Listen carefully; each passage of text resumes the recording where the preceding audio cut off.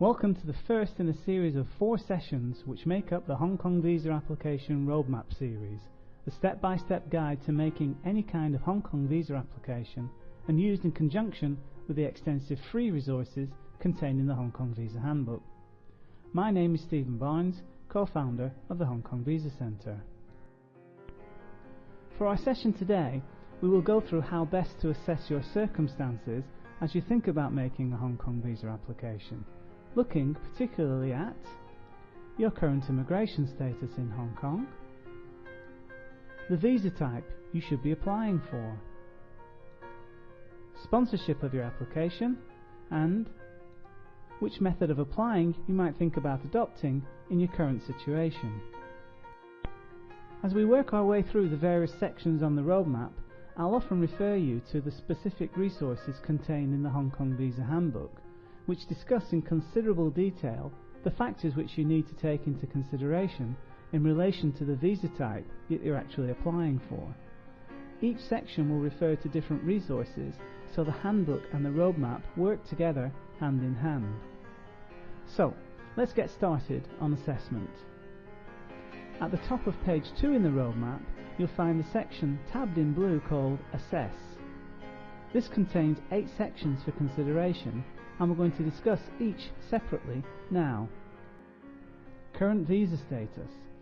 This starting question on the roadmap has an important bearing on the overall approach to your application. For example, if you are currently a Hong Kong ID card holding resident, in 90% of situations you will be able to apply to change your immigration status whilst you stay in Hong Kong.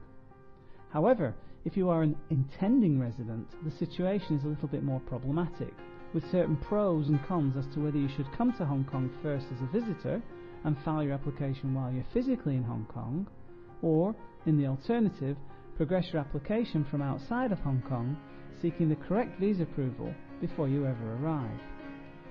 If the former, a great deal turns on your nationality. If you are a 90-day visitor national, a single trip to Hong Kong as a visitor lasting 90 days is usually more than adequate to cover your time in Hong Kong as you wait out the usual 6 to 8 week application consideration time frame. On the other hand, if you are a 7, 14 or even a 30-day visitor national, you will not be able to secure an extension to your visitor visa just by virtue of the fact that the Hong Kong ID are considering a residence visa application for you at this time. This means that you're going to have to engage in the Shenzhen shuttle in order to prolong your ability to remain in Hong Kong until such a time as the Hong Kong ID finalise your residence visa application. And every time you cross the boundary, you'll have to independently satisfy the examining officer that you are a bona fide visitor to the HKSAR. I'll provide a case example towards the end of this presentation which illustrates the importance of your current immigration status on how your residence visa application will be experienced. Current period of stay expiry. This question seeks to drive to the heart of the best timing for submission of your application. If you're a current resident with lots of time left on your existing limitation of stay, you should not be lulled into a false sense of security that just because your visa expires several months or even years out, there's no hurry to file your application. The reality is that as soon as the circumstances which come into play leading to your determination that you need to make an application to the Immigration Department, you need to get on with that application at the soonest moment. This is especially the case as it relates to changing jobs or starting a business in Hong Kong for the first time. All too often, the necessary approvals required of the Hong Kong ID to change employers or start a new business are left until the very last moment, most often just before the expiry of current visa permissions. And these people don't realise that they are in fact breaching the conditions of stay by engaging in these unauthorised employment and businesses. This means that not only are they vulnerable to prosecution for a breach in their existing visa conditions, it makes the Immigration Department view any subsequent applications to get the actual visa permissions they need negatively from the get-go.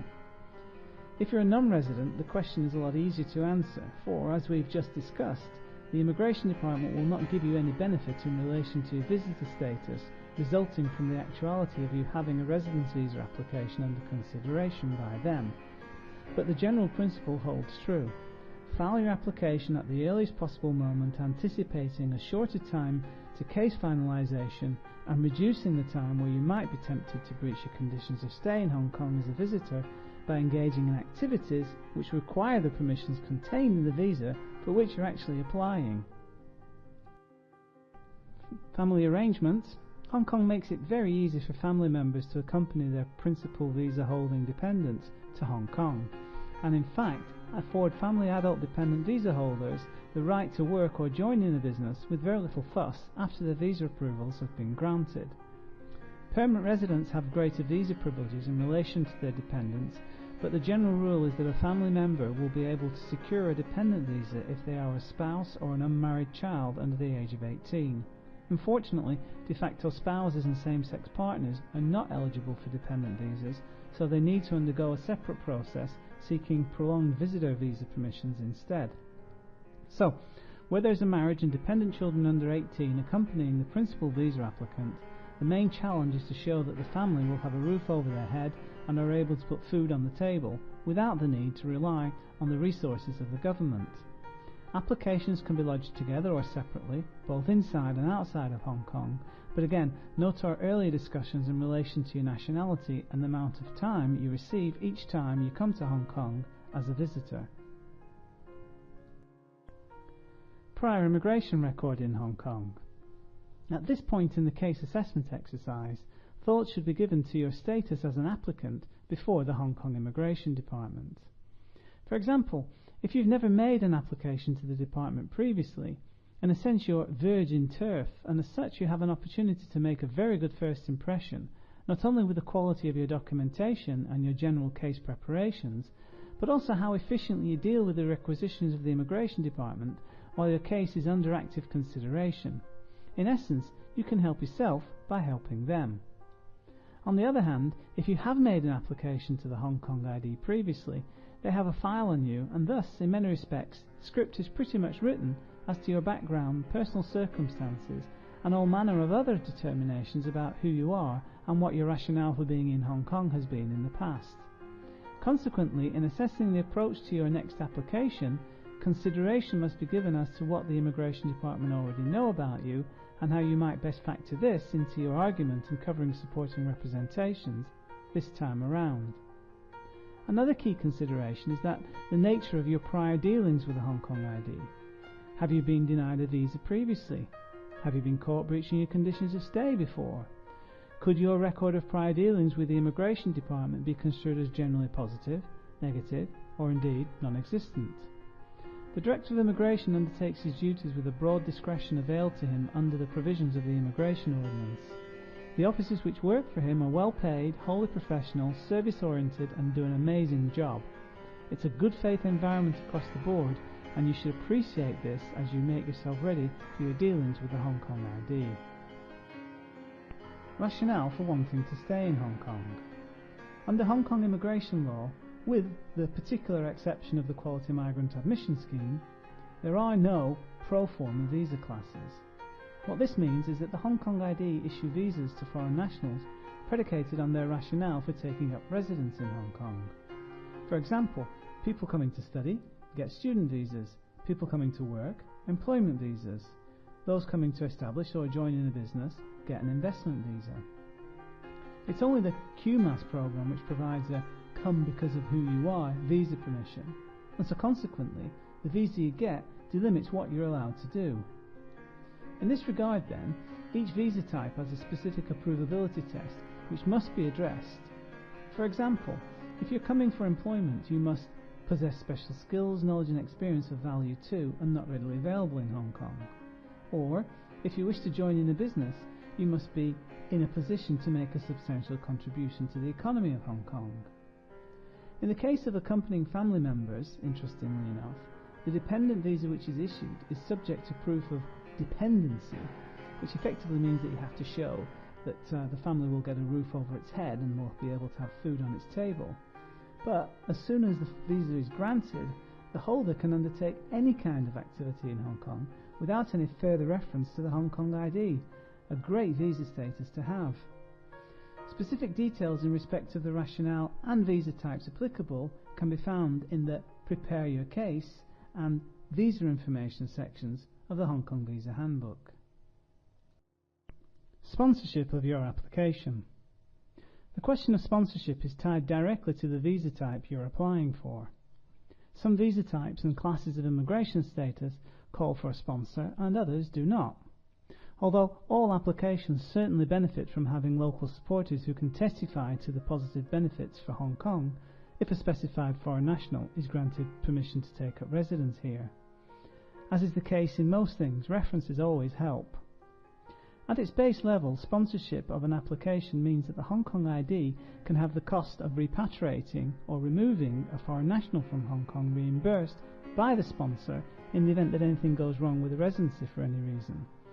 Whilst the sponsorship obligation is a very real one, in my 20 years of doing Hong Kong immigration cases, I've not yet encountered a single instance where the Hong Kong ID have called upon a sponsor to pony up the cost of an expat removal. This doesn't mean to say it's never happened, just that it is a very rare event indeed. The details of who should, could or usually serves as a sponsor in respect of each visa class is discussed in the Preparing Your Case, Visa Information and Discussion sections of the Hong Kong Visa Handbook. Visa type under consideration. When thinking about the visa type you believe you should be applying for, the key is, as we've already seen, to look to the rationale for wanting to stay in Hong Kong. In almost every case, the visa type in play is really very much cut and dried from the outset. However, there are some instances where the benefit of experience can help steer an intending applicant not to make a mistake in the choice of visa to apply for. Two typical scenarios present themselves, and these are: should I seek a foreign domestic helper visa for my girlfriend to come and live with me in Hong Kong? And can I self-employ and self-sponsor myself by working in my own company? The quick answers to these questions are really no, no. It would be a serious error of judgment to make a raft of misrepresentations to the Hong Kong ID about the real motivations for you sponsoring a foreign domestic helper visa for your girlfriend, who is unable to secure any other form of residence visa in her own right. You could both quite literally end up in jail for this, and, in this case, I've definitely seen it happen. As to the self-employed employee, the reality is that if you have your own business in Hong Kong, the investment visa is the visa for you, not the employment visa, even though the investment visa is a lot more onerous in respect of approval. If you couch your application as an employment visa, when the Hong Kong ID pull back the fabric of ownership of the sponsoring business vehicle, they'll eventually find their way to you, even if you are using nominees, and so if the business is a newly established one, they'll subject your application to the same rigour as that reserved for an investment visa application nonetheless. So it makes no sense to try to fudge the issue seeking to dress your investment visa activities up as employment visa ones. Again, detailed information in respect of each visa type can be found in the Preparing Your Case, Visa Information and Discussion sections of the Hong Kong Visa Handbook, so please go and have a look there. Submission approach. As we've seen in the early section of the roadmap in respect of current visa status and current period of stay expiry, the question of how to submit your application is closely aligned with your nationality and your ability to sit out the waiting period in Hong Kong as a visitor while the Hong Kong ID consider your application. The best advice in this respect is as follows. If you're a 90-day or more visitor visa national, applying for your residence visa whilst you're a visitor in Hong Kong is a viable tactic, although it's vital that you do not engage in any activities which are not commensurate with your visitor visa permissions as your application process plays itself out. Namely, don't start working for your sponsoring employer until the Hong Kong ID has said it's okay to do so, and that will only be after they've granted you the visa. If you are a 30-day or less visitor visa national, I'd urge caution about submitting your application whilst you're in Hong Kong. It's much better to apply from outside of Hong Kong and let the consideration process play itself out whilst you're in your home country. This will mean that you do not have to keep running the gauntlet of the Shenzhen shuttle each time your current visitor visa limited period of stay expires, and therefore it's worth remembering that the officers at the entry and exit points of Hong Kong do not have access to your visa application information at Immigration Tower, so they'll assess your bona fides as a visitor based only on what is presented to them at the boundaries. This means sufficient funds a confirmed ticket out of Hong Kong, and a compelling explanation for why you would not be otherwise tempted to breach your conditions of stay as a visitor. Of course, some types of visa mean that the application can only be submitted whilst you're outside of Hong Kong, for example, the Admission of Mainland Talents programme, and some where you absolutely must be in Hong Kong on the day you submit, for example, an application for the right of abode. In this respect, please refer to the Preparing Your Case, Visa Information, How to Apply, and discussion sections found in the Hong Kong Visa Handbook. I'd now like to share with you a case example from our files which serves to illustrate why good case assessment is required before starting down the path to a Hong Kong visa application. Our client was a Ukrainian citizen. As such, he was a 14-day visitor national to Hong Kong. He was a coal mine gas extraction engineer. He'd been sent to Hong Kong by his employer in the Ukraine to establish a new Hong Kong operation with a view to marketing his firm's leading-edge coal gas extraction technology to Chinese businesses via the well-entrenched coal mining technology trading enterprise network in Hong Kong. Prior to submitting his application for a visa in Hong Kong, he'd been coming and going between Hong Kong and China every 2 weeks, ostensibly to visit sales opportunities on the mainland, but also it suited his purposes as a de facto means of extending his visitor visa for Hong Kong. He'd rented an apartment, and 4 months or so after his first arrival, his wife and 1-year-old daughter came to join him.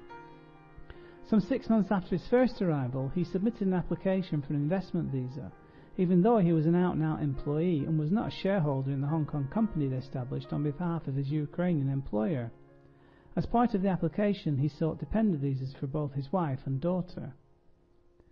3 weeks after his application was submitted, he received a response from the Hong Kong ID, which contained a whole array of requests for information, which not only stumped him due to their number, but also their far-reaching extent.